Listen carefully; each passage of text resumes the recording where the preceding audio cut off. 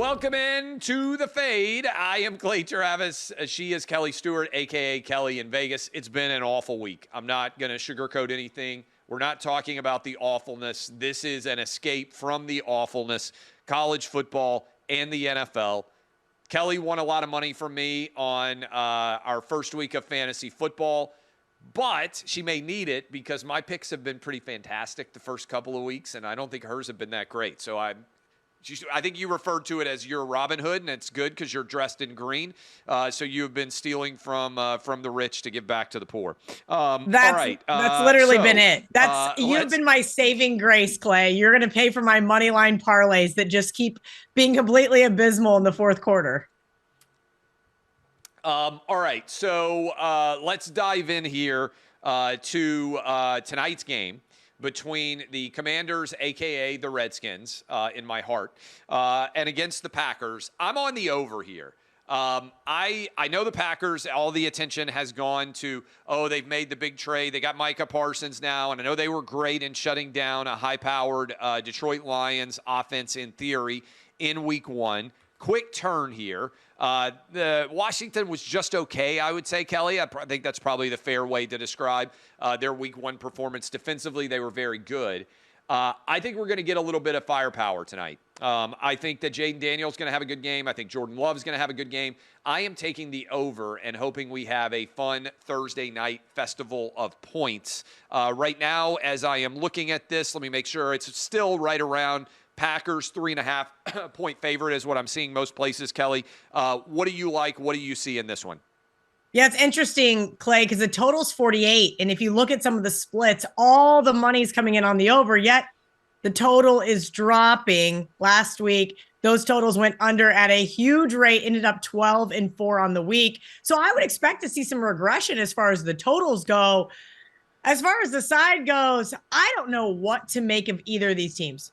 Was there a team maybe besides the Colts that looked better than Green Bay last week? Just absolutely dominated the Lions on both sides of the ball. We know Lambeau Field, one of the tougher home environments. Green Bay's covered 3 straight on Thursday night as a home favorite. I don't trust Matt LaFleur, and I've been saying that for a couple of years now, yet he does well in these situations. Washington, on the other hand, I thought Jaden Daniels would be taking a step back this season, but at least against the lowly Giants, he still seemed like himself from that first season. Deebo Samuel looked pretty decent. Robinson, and the guy they call Bill. The guy they call Bill is funny because I have him on my fantasy team, and he's the reason why I beat you last week. A lot of people expecting big things out of him, so kudos to my partners for picking him up. But I do think the defensive edge here goes to Washington. I know Micah Parsons just came to Green Bay and everybody's expecting the whole world out of him, but I expect the tempo to be held by this Washington defense, and I think they can shut down Jordan Love and the Packers offense. I think this is going to be a lower scoring game. I hate to go against you already this early, but I like the under 48. All right, so we're on opposite sides on this one to start. Let me run through. Let's just go ahead and lead with the NFL action. What do you like the best? I'll tee you up first. What do you like the best? By the way, my picks are not up at OutKick yet. It's been such a crazy week. I have not had time to get them up, so the first time you're going to hear them, theoretically, is here. They will be posted. I promise that I will get to this. By the way, as soon as we finish this show, I'm running to a 9th grade football game, and then I'll get back. I promise the picks will end up posted, but this is the first place you're going to hear them. What do you like the best in the NFL? Clay, I am taking exactly what I just said in the first breakdown. Which teams looked really good and which teams didn't look so good? Who was the team that looked the worst last week? Oh, that's right. The Miami Dolphins. Everybody wants to fire Mike McDaniel. Tua sucks. And all the Dolphins fans losing their perspective minds week one. I'm sorry. At what point in that Patriots loss to the Raiders did they look good? I was not impressed with Drake May. I was not impressed with Vrabel, and I was not even impressed with what used to be their best core group, the defense. Mike McDaniel does kind of concern me, but I will say they are 9-0 in their last 9 games versus the Patriots. The Patriots, horrible as a road underdog. This is a straight fade of the Patriots and a buy low spot on Miami. I like Miami -1. I'm with you. We actually agree on this one. I've already bet Miami. I like that they're bouncing back from awfulness against the Colts, and so I am buying them. By the way, the Patriots didn't look great. So, and we know historically, I know it's been a while now, but the Patriots have not typically played very well, even when they were good, when they have gone on the road against Miami. This is one of the places where it felt like Belichick and Brady would lose more often than you anticipated. So I'm with you there. What else do you like in the NFL? Anything else strong? Yeah, I like the Jags. Let's just kind of be real here. What we saw from Cincinnati was not great. They were lucky to win that game. Cleveland did everything they could to lose it. Joe Burrow, remember, everybody saw him on the Netflix documentary Quarterback all summer. They were so excited. Here it is, his sixth season in Cincinnati. He's healthy.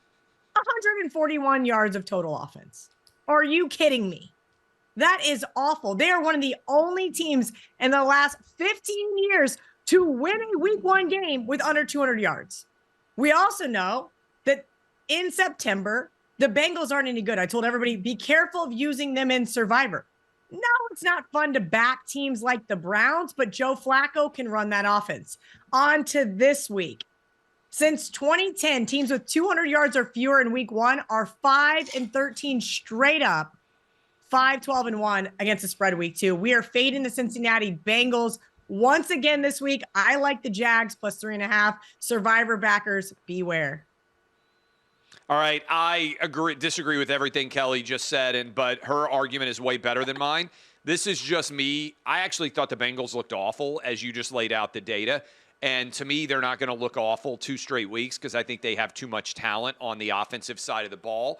If they're really not going to be able to protect Joe Burrow like it looked like they were not able to protect Joe Burrow against the Browns, they got major issues if that takes place against the Jags. So I'm on the opposite side there. Any others that you like? There wasn't a lot that really was exciting this week, right? San Francisco, now we know that Brock Purdy's going to be out up to 5 weeks. George Kittle's going on injured reserve. The only 2 things they did good for me last week was somehow get me over the hump to beat you. And now my fantasy team's in a world of hurt. I would have been looking at San Francisco in that game, but I cannot anymore. Another team I thought would be really interesting to want to back would be the Jets. The Jets looked good for 3.5 quarters against the Steelers, and then they decided to be Jets. It is awful. And you know what? The Jets 13-0 as home underdogs against the AFC. Come on. I want to back the Jets so bad, but I cannot figure out how they're going to lose in horrifying fashion. One of the things that's great about the NFL, Clay, is I play in a ton of contests, whether it's fantasy, whether it's Survivor, whether it's a pick 5. I don't need to bet all of these games, but I will say there are a couple games on my long list I really want to look at. The last one, and everybody's going to freak out, but I like the Kansas City Chiefs. I took the Chargers +3 last Friday. We talked about it on the show. And guess what? It's exactly what we thought would happen. No Rashee Rice. Xavier Worthy got hurt early. And outside of Travis Kelce, that offense couldn't get anything going. Patrick Mahomes doing his usual scramble. I'll say this much. The Philadelphia Eagles absolutely dominated this game in the Super Bowl. If you remember, it was over before it even started. And I don't think it's a revenge factor, right? The Super Bowl loser week one is who I usually like to get away from. But Patrick Mahomes as an underdog, here you go. 15-2 against the spread. You can't deny it. Somebody's going to tell Patrick in the locker room, you're an underdog, and he's going to figure out how to win this game. I'm with you in agreement on the Chiefs. I have taken the Chiefs as the underdog against the Eagles. Also, the Colts, I know this is the opposite of what we argued. They looked great, maybe the best team of all, the way they dominated the Dolphins. I know we're buying back on Dolphins, both you and me. I actually think the Colts against your Broncos, the Broncos looked awful. They would have lost to almost any other team other than the Titans if the Titans just had a remotely competent coaching staff. So I'm buying Colts there based partly on Broncos looking bad. I like the Lions. They also looked atrocious against the Packers. They're a big favorite against the Bears, but I didn't like the way that game ended for the Bears. And then you mentioned Bills-Jets. I'm taking the over. I feel like I was impressed with Justin Fields' performance against a really good Pittsburgh Steelers team. I feel like the Bills are likely to have a substantial letdown, having played in that monumentally epic game against the Ravens. So I feel like they come out a little bit flat. Don't like the idea of them losing, but I do like the idea that maybe they get down 14-3, something like that, early before they start to turn on the gas. So that's my NFL takes. I think I just made through. A great case, Clay, for Jets first half. Maybe I wore the green jacket for a reason. If you like the Jets, bet them in the first half. We cannot trust them for the whole game, but you're right. That is a great, what I would call kind of a flat spot for the Bills. No doubt. All right, that's my NFL takes. Those will be up. Let's go to college football. I'm betting on Arizona against your K-State team. So, oh boy, you tell me why. Tell me why everything has fallen apart for Kansas State. For people who don't know or realize, you are a diehard Kansas State fan. You went to Ireland, speaking of the green, to the Emerald Isle, so to speak, to watch your team begin their season with the loss to Iowa State. Quarterback, dad, and brother end up in a puddle rolling around on a Dublin street. Did not seem good. Lose to Army as a 17.5-point home favorite. Lucky not to be 0-3. On the road now, Tucson against Arizona. I believe Arizona, I bet this earlier in the week. I haven't even checked. It's been such a chaotic thing. Was around, I got them at a 1-point favorite, I think it was. What do you see in this game? Am I crazy for taking the side of Arizona? K-State's a 1-point favorite. Now, I did take K-State +1. Look, you guys are going to call me a homer, but here's the reality. This is going to be K-State's 4th game of the season in a very short period of time. This team has to bend, not break. And I think last week broke them. And that is a very scary place to be, sitting there at 1-2 when you were projected to win, or at least be one of the teams in the Big 12 championship game. Dylan Edwards' injury, as you mentioned, there in Ireland, the scuffle between the dad and the brother of quarterback Avery Johnson. Awful look. But as I said to you, I wanted to fight everybody after that game as well. That was a frustrating loss. Frustrating loss. Look, Chris Kleiman and the rest of that coaching staff got pretty berated by me on social media last week. I was pissed after that Army game. I was arguing with friends saying Avery Johnson's not a good quarterback. They are wrong. If you don't watch, you can't just look at the box score. Sometimes games are deeper than that. Hey, look, here's the real reality. Army's defense dominated that second half. K-State got to have 2 possessions. I would call it 1.5 at best. Here's kind of the thought process that everybody who's taking Arizona said.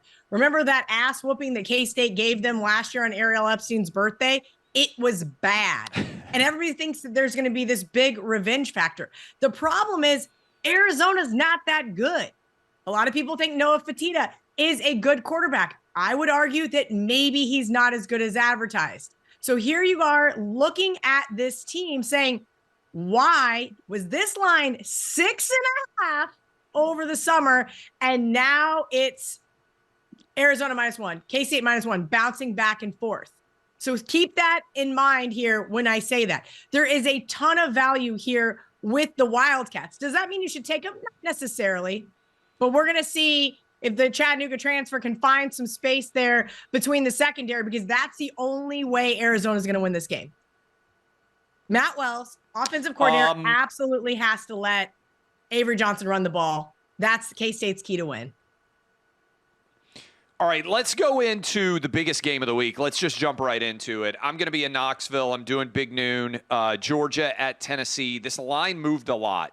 Georgia was over a touchdown preseason favorite. Even when this line opened some places around a touchdown favorite, came down to about 3.5, has stuck there most places. I'm on Tennessee. I bet it earlier in the week. Joey Aguilar has been fantastic. It's hard to get a read, to be fair, on Georgia because against both Marshall and Austin Peay, you don't really know what you've got. They haven't shown anything, obviously, but I think also Tennessee has kept some proverbial arrows in the quiver, so to speak. So I think it's a little bit hard to read both teams because Tennessee played against East Tennessee State last week, and it was a laugher. But I think Tennessee has the horses. I kind of like the under, but it was already so low. I was like, I don't necessarily know that I want to touch it. So instead, I'm taking Tennessee. I think Tennessee has a really good chance to win this game. Offensive and defensive lines, Tennessee is very stout. I'm a little bit nervous about Tennessee in the secondary. They're on corners 3 and 4 based on injury situations. But here's the deal, Kelly. Gunnar Stockton has not shown himself to be a great downfield passing threat. I don't know that Georgia is elite at running the football. I think Tennessee will be able to run the football. I love Joey Aguilar's quick, decisive decision-making. I think there's a lot of good young talent at wide receiver that's potentially explosive and game-breaking. But ultimately, I think this is one of the best offensive lines we've seen from Tennessee. Over 100,000 fans. It's going to be an electric home environment. I like Tennessee to pull off the upset. You with me, against me? You nailed it, Clay. Here's the real reality. What have we seen from Georgia? Was Kirby Smart just playing vanilla against Marshall and Austin Peay? Probably. I've got to see more from this team before they get my money. Tennessee got my money week 1. They were able to beat up on Syracuse. I bet against Syracuse again last week. You saw how that one ended for me. Needless to say, I do think Tennessee is a solid team, but you're right. The line value is completely gone. If I was getting 6.5 here with the Vols, I'd be all over them. At 3.5, I've got to pass. Let's dive into also another. Well, there's a bunch of games that I think are actually super intriguing. Georgia Tech, another line that has dove. They are hosting Clemson. I lost some money last week on Clemson. I thought they would come out, Kelly, with their hair on fire after the performance against LSU. They didn't. And after 2 weeks, I'm just kind of convinced that maybe maybe Clemson is not the offensive juggernaut that I thought they were going to be. Georgia Tech, you know what you're going to get: bludgeoned, a power, old school, 3 yards in a cloud of dust, primarily style game, physical, tough. I'm not sure that Clemson's physical and tough. I think this is a Georgia Tech potential win. The line, again, you're not getting great value, but I bet this. I'm taking Georgia Tech plus the points. Yeah, especially with Haynes King back in the lineup, right? Clemson just not impressive to me. Yeah. And I think we'll get to that in a minute, which is why I'm an idiot and I'm going to take Florida again this week, because that makes LSU not as impressive to me. Clemson, fine, you could argue, okay, they lost that LSU game, then they go in and they got to play Troy. That was not a telling sign of Dabo's coaching. You're right. That team should have come out hair on fire and absolutely nailed Clemson early, but they didn't. They were flat. They were unimpressive. You're now giving me some points with a scrappy Georgia Tech team with their star quarterback back. I think Georgia Tech wants to win this game way more than Clemson does. Let me hit you with some sides, Kelly, because I feel pretty good about these, and they've already started to move. These picks are up at OutKick. I try to get them up every Tuesday. I think these were up Monday night. Vandy, South Carolina, I like the over. This is a sneaky, really fun game. Vandy has not beaten South Carolina 16 straight losses. It's kind of a surprise because they've had success against other former SEC East teams. I like the Florida LSU game you mentioned. It looked like it was going to be the best game. I like the under. To your point, I feel like the Gator defense is going to play well. LSU's defense has been solid so far. Maybe we're a little bit wrong about the LSU offense. They haven't been very good the first 2 weeks, so I'm taking the under there. And then in the other big game, A&M at Notre Dame, I'm also taking the under, and I'm taking A&M plus. I got them at a touchdown. So all 3 of those, I would say, SEC games. Let me give you one more. The over in Arkansas, Ole Miss. The Razorbacks, under the radar right now. I was not impressed with Ole Miss. I thought they should have put away Kentucky. I know they got the road win, which is always good in conference, but I like the over in that game. So Vandy, South Carolina, Arkansas, Ole Miss, Florida, LSU, A&M, Notre Dame. Any of those jump out to you? Are you playing any of them? I ended up passing on the A&M Notre Dame game. I really liked what I saw in the second half of that Miami game from CJ Carr. I haven't really seen much from A&M, and so both those teams I need to sit out on. I am on Vanderbilt. I took the 5 down to 4.5, now down to 4. Vandy absolutely had this game circled. Diego Pavia absolutely needs to beat this SEC East team. And here is South Carolina in all their special teams glory. That is the only reason why they covered against Virginia Tech and Atlanta. And the only reason why They beat South Carolina State last week. This offense is nothing to write home about. Mike Shula has been the offensive coordinator for 3 games, if you include that Illinois game back in December. 17 points. All right, I get it. Gamecocks 16 straight, as you mentioned. I think that goes away on Saturday. I am betting against Lane Kiffin for a second straight week, and I feel bad because he did me such a solid favor there in Lexington. This is a Hogs team that got killed last year. I know that's exactly why you like the over again. This was a huge high-scoring game, 63-31. And I know I argue every single week on the show you cannot quantify revenge, but I do think Sam Pittman has this one circled. He has been a great road underdog in the SEC. Anytime he's not in Fayetteville, he does well. 16-5-1 against the spread. I would not be surprised to see this scrappy Arkansas team catch maybe Ole Miss snoozing. They definitely keep it within the number, possibly get the outright win.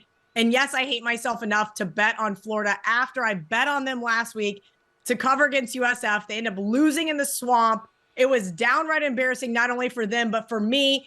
All the Gators fans screaming to fire Billy Napier. I said, I'm out on Billy Napier. And then I get home from my dad's. I look at my schedule and I said, son of a, I have them circled against this LSU team way back in July. Well, we talked about other teams getting too much love. LSU's getting too much love here. I think you take the better defense plus the points. Let me hit you. You just mentioned that South Florida game, which I was on the right side of. Alex Golesh's team went on the road, not just covered the 17.5. They won. They're now again around a 17.5 point road underdog against Miami. I'm taking them again. Are you sticking with your guns 2 straight weeks, or are you now stepping back on the South Florida-Miami game? So I took South Florida last year in this game versus Miami when it was in Tampa, and the Bulls looked good until halftime. And that was all she wrote. Miami was able to pull away. We saw Cam Ward do that in every single game. It was close in the first 3 quarters. They ended up pulling away in the end. I think if you like South Florida, you take them in the first half. They carry over that momentum from that road win in Gainesville to Miami. Ultimately, I think Miami's going to be able to pull away at the end. Are they going to cover? I think it's a lot of points, and I don't want to back Miami here in this spot. I do like South Florida, but again, in the first half only. Let me hit you with a couple more, Kelly, and then I want to hear if you have any games you particularly love that are different than these. This is also a Friday game, so tomorrow. New Mexico, I'm taking plus the points against UCLA. Is this a bitter ex-girlfriend pick? Maybe, but also UCLA's been awful. 0-2. Nico has not looked comfortable. Offensive line has not blocked well for him. The offense is not coming together. New Mexico's already got a tough game under their belt on the road against Michigan. There's going to be no crowd. I mean, this is going to be like a high school game in the Rose Bowl. So I'm taking New Mexico's big road underdog. Oregon, Northwestern. This is the big noon game. I'm taking Northwestern plus a ton of points. This is a sleep bet, Kelly, legitimately. This game's kicking off at 9 a.m. on the West Coast. So Oregon is traveling all the way from the West Coast. They're going to be in Chicago, Central Time Zone, 11 a.m.-ish kick. Means these kids are going to be getting up at 6 a.m. On their body clock time. And I just don't think they're going to start fast. They had a great performance last week. I don't think Northwestern is elite. I think their defense is not awful. Maybe this is another good example of a first-half line that's worth playing. But I'm taking overall full game Northwestern plus 28. And then I'm building on Alabama and the performance they put up at home last week against Louisiana Monroe. I don't think Wisconsin's very good. I don't think they have a lot of playmakers. I watched this game in person last year, and Alabama pulled away from Wisconsin pretty substantially up in Camp Randall. I think they do the same in Bryant-Denny. That is all of my picks. Do you like any of those? Do you have any games sticking out other than the ones we just talked about? Slightly lean towards the Tide. You mentioned how last year it was just an absolute rout there in Madison. I wouldn't be surprised to see the same here on Saturday. Kalen DeBoer, a lot of people saying, hey, we want him gone already. I think everybody needs to pump the brakes, give some time. Not everybody's going to be the next Nick Saban. I got one for you that is absolutely disgusting, and you're going to say, Kelly, everybody's going to tune out. No one cares about this game, but it's money, and it all spins the same. Connecticut taking on FCS Delaware. Take the 10 points with Delaware. Connecticut could possibly lose that Syracuse game twice. If you remember last week, they're up 17-6 over Syracuse. Somehow end up losing that game. That was pretty horrible. And then it gets to overtime on a miracle field goal. And oh, by the way, they don't cover. Fran Brown made his team run laps. I have no idea what Connecticut did. They probably went home with their tail between their legs. And now they got to get up and play Delaware. Take the home team here, plus the 10 with the Blue Hens. Was not expecting a Delaware pick. So I love that. Anything else you love?